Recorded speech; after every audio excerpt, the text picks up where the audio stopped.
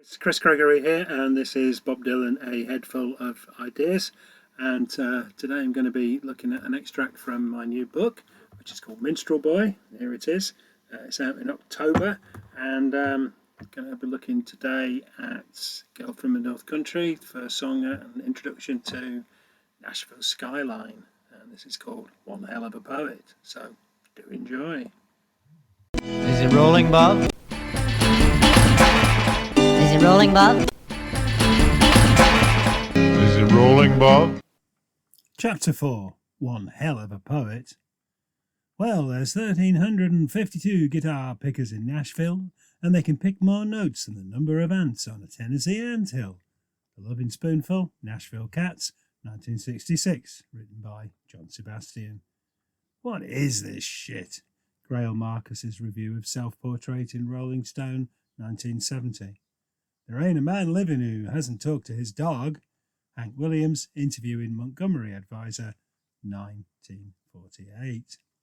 The needle hits the groove. The guitar player strums a familiar and especially resonant melodic line.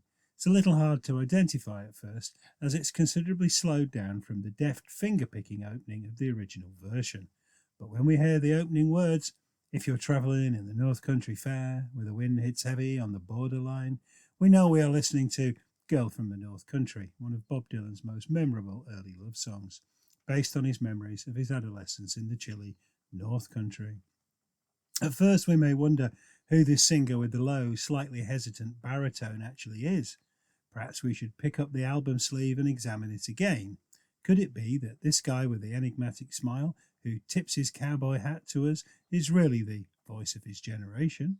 The oracle of rock and roll who never gave us an easy ride with his harsh, cutting vocal style? Moments later, we are treated to the deeply resonant bass voice of Johnny Cash, a singer Dylan later described as having a voice that came from the middle of the earth. We can just about hear Cash taking a breath before committing himself to the evocative lyrics. "See for me that her hair's hanging down, it curls and falls all down her breast," elongating that last word, that subtly ironic use of breast rather than breasts. The earth shakes. As the song progresses, they take a verse each before joining together on the final chorus. That was always a piece that relied on understatement for its effects. Johnny, though, isn't big on understatement. Each verse builds up the emotional investment that both singers, who come from very different places but are united in extreme mutual respect, make. The performance becomes a kind of love song that they sing to each other. Whereas once it dealt in delicate remembrance, it now mines the depths of the artist's deep reverence for the power of memory itself. To say that the opening song on 1969's Nashville Skyline was something of a surprise to many Bob Dylan fans is an understatement. Although the adoption of country stylings on much of John Wesley Harding had to some extent prepared them for this, there was no doubt that he had now embraced a full-on Nashville sound. Many of his fans regarded country music, with its roots in the Deep South, as reactionary and retrogressive because of its strong associations with Southern conservatism.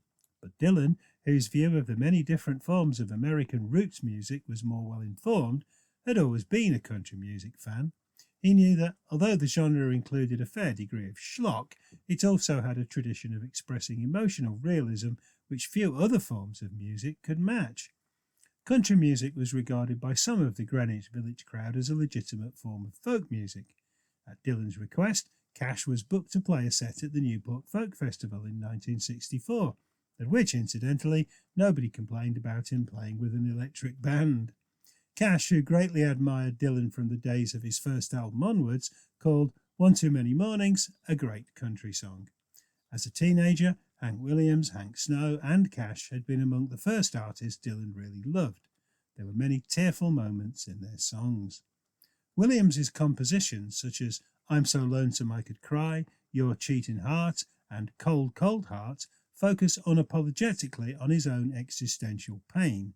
Hank Snow's 90 Miles an Hour Down a Dead-End Street, which Dylan recorded in 1988, is a no-holds-barred depiction of the breakdown of a relationship. Cash's early Sun Studios recordings are often stark and bitter testaments.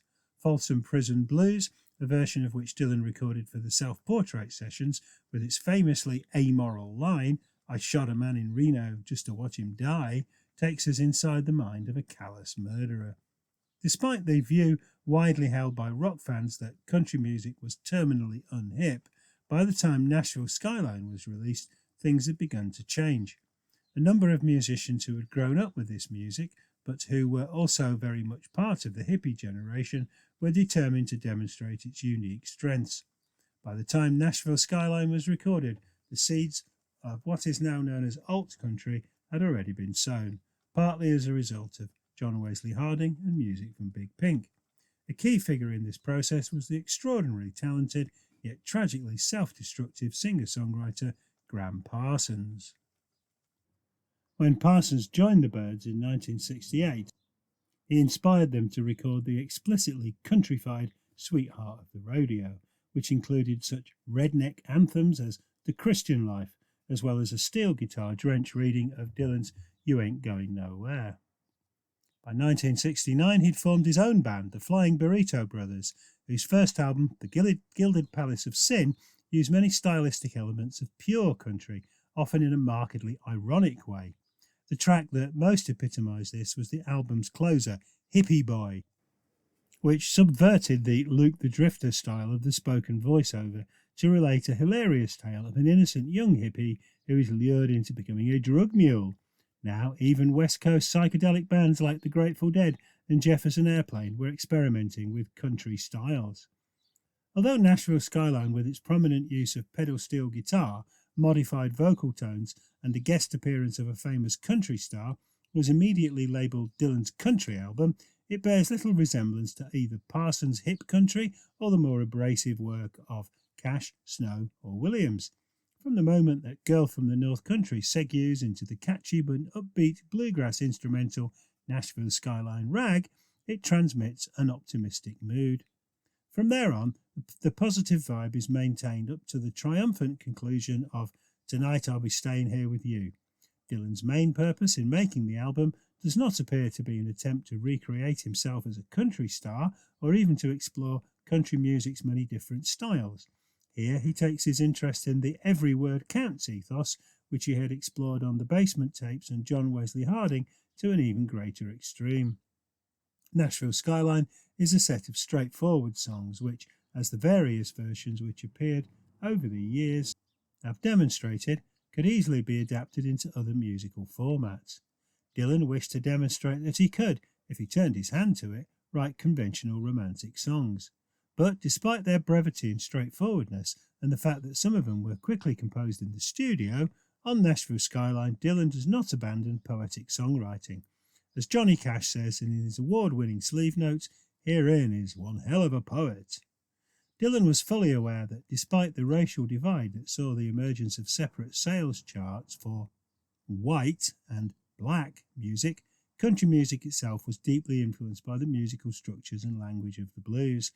Two outtakes from the Nashville Skyline sessions, Western Road and Running, are standard blues workouts with what may be improvised lyrics.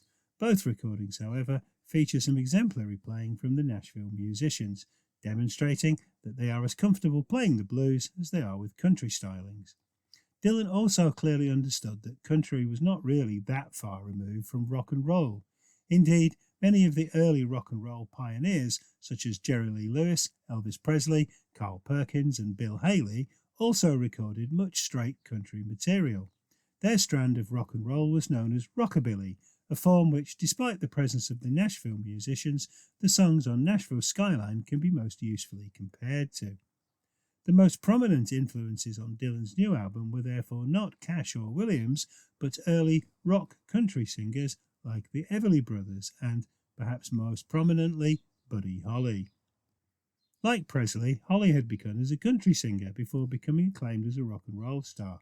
His dexterous and highly memorable compositions had a great effect on Dylan, the Beatles, and many others. As a songwriter, Holly took the stripping down of song lyrics, which Dylan was currently so interested in experimenting with, to new levels.